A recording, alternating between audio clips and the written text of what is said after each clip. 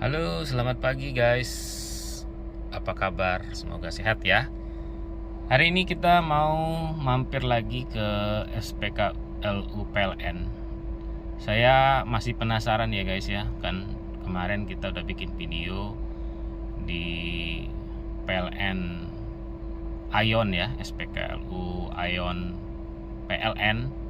Itu kita menggunakan charger AC 22 kW tapi hasilnya cuma 3,6 kW ya, yang masuk dayanya. Terus kita penasaran, kita coba juga menggunakan EPCUS. Waktu itu menggunakan charger 7 kW yang masuk juga sama, sekitar 3,3 kW per jamnya. Kemudian kita coba lagi di Shell yang menggunakan charger AC 43 kW. Itu charger AC paling tinggi ya guys ya, yang ada di dunia. Karena mungkin setelah itu akhirnya pengembangannya banyak ke DC ya, tidak fokus di AC, yang mana angkanya mencapai ratusan ya. Salah satunya di Bali tuh yang angkanya 200 kW charger DC. Nah kemudian karena kaget, ternyata kok bener ya. Berarti Wuling nggak sepenuhnya bersalah dalam hal ini, karena kalau kita pakai charger 43 kW ternyata bisa guys. Itu terbukti kita pakai setengah jam angkanya 3,1. Kemudian dikonfirmasi lagi pada saat saya berikutnya datang ke Pertamina yang juga menggunakan charger AC 43 kW. Ternyata angkanya benar. Setengah jam itu dapat sekitar berapa kemarin? 3,3 ya. Artinya dia benar ini, 6,6 sejam, karena kan tinggal kita kali 2 saja. Nah, untuk mengobati penasaran saya mau mampir sekali lagi ya ke SPKLU PLN. Saya mau lihat. Ini sudah pernah saya coba sebelumnya SPKLU-nya ya. Sudah pernah saya coba, ada Setujui MyWuling Plus izin tangkapan layar di ponsel Anda untuk memulai fungsi perekaman layar seluler. Oke. Jadi saya udah pernah nih sebetulnya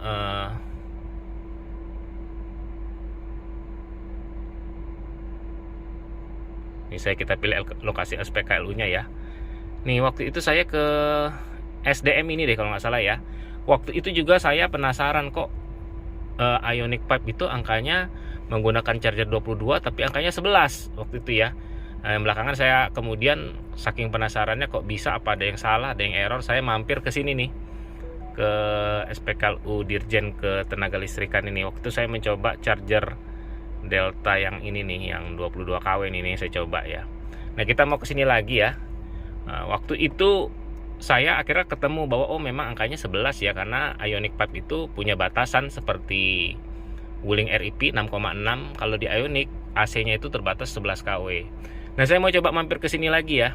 Saya pengen lihat angkanya benar nggak ya, 6,6 ya. Apakah sama dengan di Ion Mall atau sama dengan di Shell dan Pertamina, supaya kita bisa membuat kesimpulan sebetulnya adaptornya ini ada masalah apa, karena kan masih misteri nih, kok kadang bisa 6,6 kadang nggak bisa gitu. Oke ya, kita langsung menuju lokasi. Ini kita klik aja. Nggak bisa nih, coba dari sini, dari HP tuh. Ini 5,9 kilo, kita start aja. Oke, kita jalan aja ya sekarang ya. Ini lewat mana nih? Oh, lewat Casablanca ya, Dr. Satrio. Oke guys. Oh ya guys, sekedar info, setelah pakai Wuling kemarin kebut-kebutan ya, mengejar angka 105 km itu per jam, saya dapat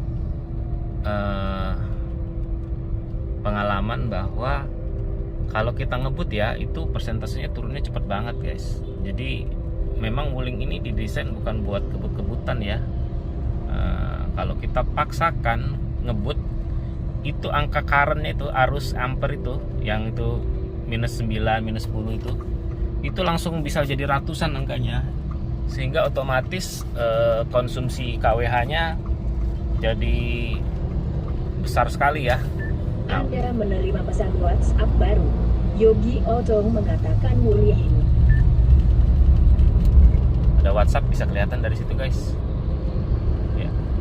Yogi Auto mengatakan Wuling. Guys, the moment of truth ya. Ini dia. Kita sudah di SPKL UPLN. Itu Pihong cuma ada DC.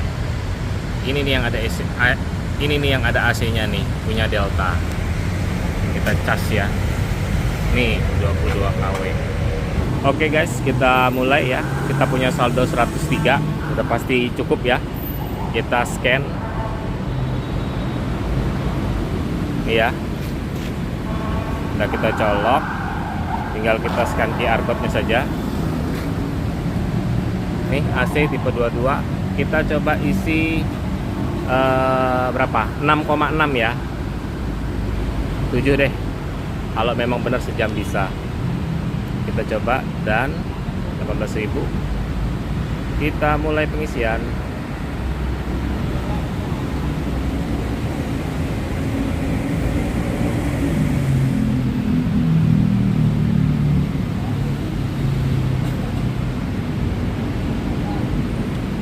Oke guys, sudah berhasil.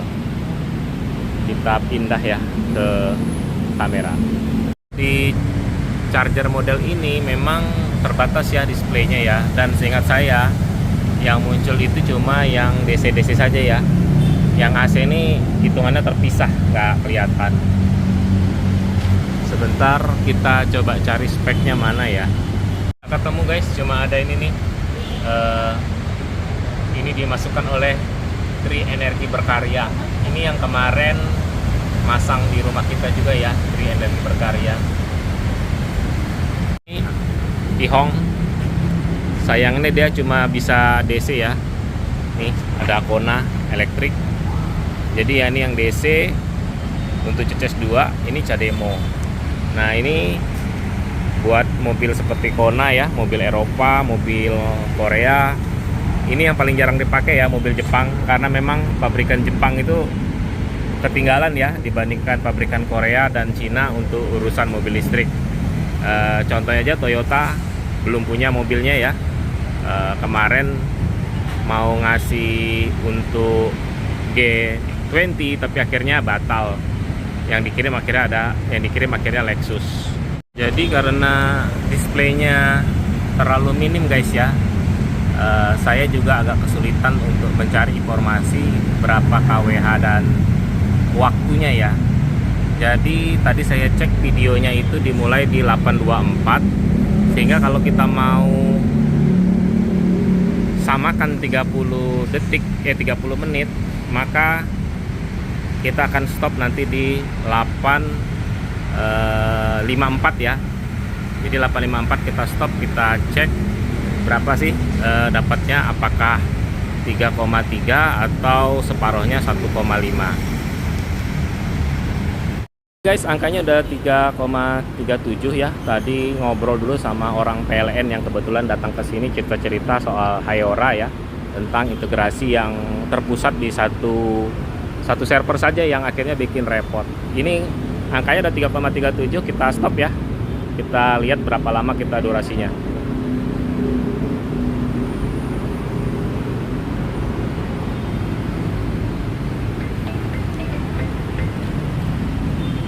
Oke, ini dia guys angkanya 3,4 31 menit. Jadi kemungkinan besar adalah memang support benar Wuling. Yang salah adalah saya kemarin pintunya nggak dikunci. Ya, jadi ternyata ini ya ada fakta baru yang tidak disampaikan oleh pihak Wuling.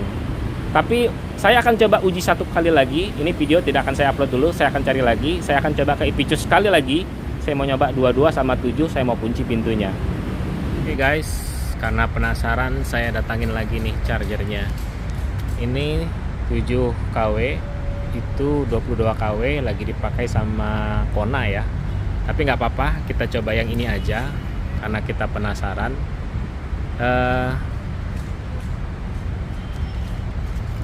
Analisis sementara penyebabnya adalah pintu harus dikunci ya. Jadi kali ini kita coba 30 menit dengan pintu dikunci. Nanti terakhir kita coba lagi dengan kondisi pintu terbuka. Kita coba bandingkan apakah benar penyebabnya adalah itu bukan karena KW dari chargernya. Yuk kita mulai. Buktikan apakah pintu dikunci atau tidak, kita tes ya. Ya, terkunci ya. Ini dicas. Kita lihat displaynya.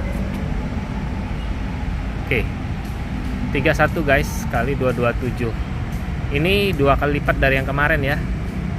Berarti benar ini guys, bahwa dia angkanya adalah 6,6 per jam. Kita kali 31 dengan 227,9, ternyata angkanya 7 kW guys. Lebih besar dari 6,6 loh.